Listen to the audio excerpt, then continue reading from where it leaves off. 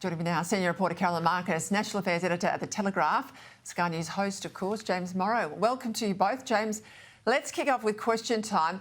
I want to pick up those changes to the standing orders with the opposition now lucky to get 5 questions a day, assuming, of course, there's an average of 18 questions in the pack. A little bit more today, but let's call it 18. It wasn't that long ago that the Coalition and Labor's Dorothy Dix's, of course, split the questions 50-50. So this is an opposition that's absolutely neutered. I mean, they've had the cuts to their staffing ranks, but now they've had their questions in the chamber basically halved. Yeah, and I think that it's just another decline, I think, Peta, in the ritual of question time as a means to hold the government to account, whoever the government of the day is. You know, people have been complaining about this for years, that the quality of debate in the questions without notice has been going downhill. Now, with the opposition only getting really, as you say, 5, because some are going to those crossbenchers now and the standing orders have changed, plus the decline in the staffing allowances that the Albanese government has allowed them. You know, both of these things combined, I think they actually show, Peta, a real weakness on the part of Labor. You know, they are convinced that they have this huge mandate, this huge, massive majority in Parliament, although not a great, huge majority in the popular vote, must be said. And it seems to me like they're kind of running scared a bit from the debate when they do things like this, when they cut the number of questions the opposition gets, when they cut the staffing. Why not have what you were talking about in your editorial, that contest of ideas? Because if you care about Australia, then what you care about is making sure that the best ideas come out of that crucible of democracy. I tell you, I watch British Question Time, the Prime Minister's questions. It's once a week. I think it's a good use of the PM's time, but the PM is there in the hot seat and the questions have rhetoricals. They come back with secondary questions. There's follow-up all the time. There's nowhere to hide. I think, rather than neuter Question Time in Australia like they have done, they should have, I think, started with a blank sheet of paper and maybe consider a different way of doing it like they do in the UK. How do you think the opposition went? Susan Lee's first hit out, Caroline, what do you think?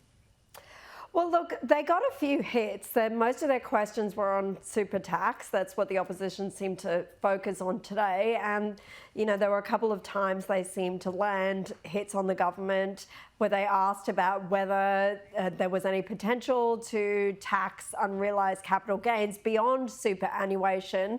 The Treasurer, Jim Chalmers, and the Prime Minister, Anthony Albanese, wouldn't answer those questions.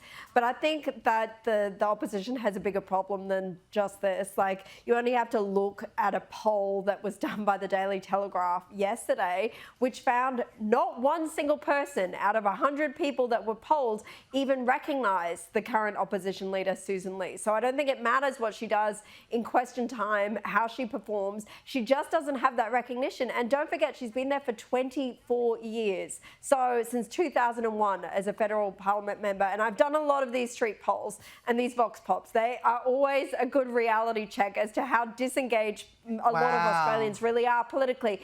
But 0 out of 100, in fact, more than a third of people thought she was actually a mining magnate.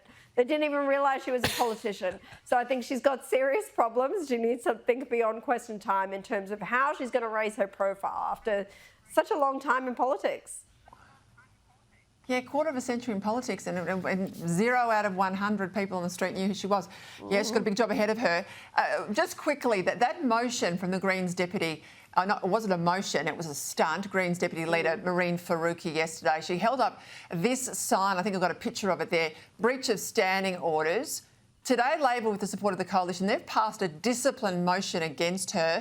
This means she'll not be able to represent the Senate as part of any parliamentary delegation. So poor old Mehreen, no overseas trips for her for the entire next 3 years. I know some will think it's harsh, but I think if you want to be rebel and you want to be a protester, go out the front of Parliament House. But when you've got a seat in the Parliament, get off your backside, make a speech, make an intelligent contribution, do the work basically. Don't deploy lazy stunts like that, Caroline.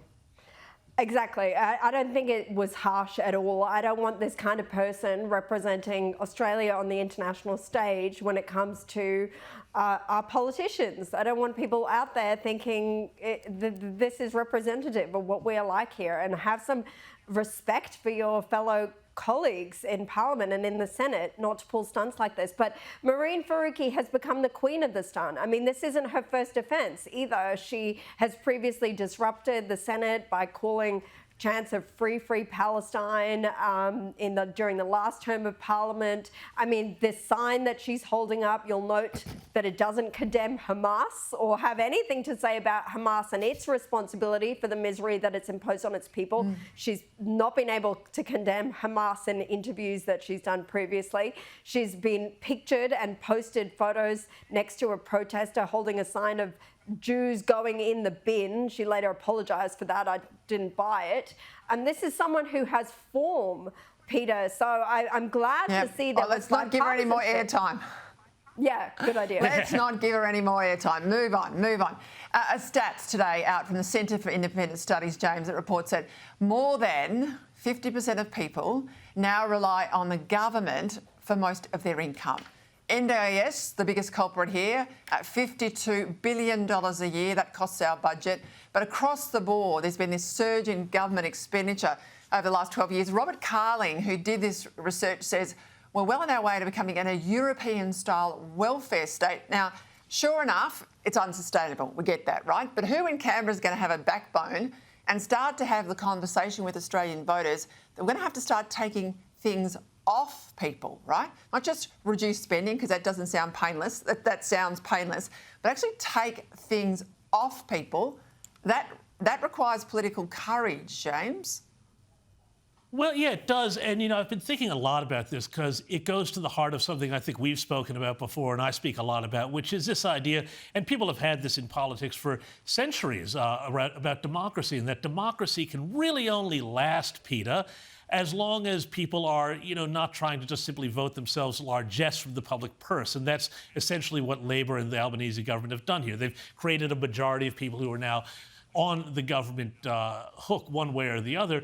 I think, though, that in the long run, the real way through for the coalition here, because they're the ones who are going to have to clean this up, is actually going to have to be generational. And they're going to have to, I think, start with young people and convince young people, young voters, that their future is being crueled by the fact that the economy is now so weighted towards giving other generations stuff out of their pockets because they're going to be the only productive people, that they're going to demand reform, demand change, and demand, that the energies of their generation, at the end of the Australian economy, be released. And we've been through this before. We've been through this, in the Hawke, Keating, Howard years. We're going to have to go through it again. It's certainly not going to be Labor or Jim Chalmers doing this, even though he apparently wrote his thesis about Paul Keating. I don't think he quite got the message.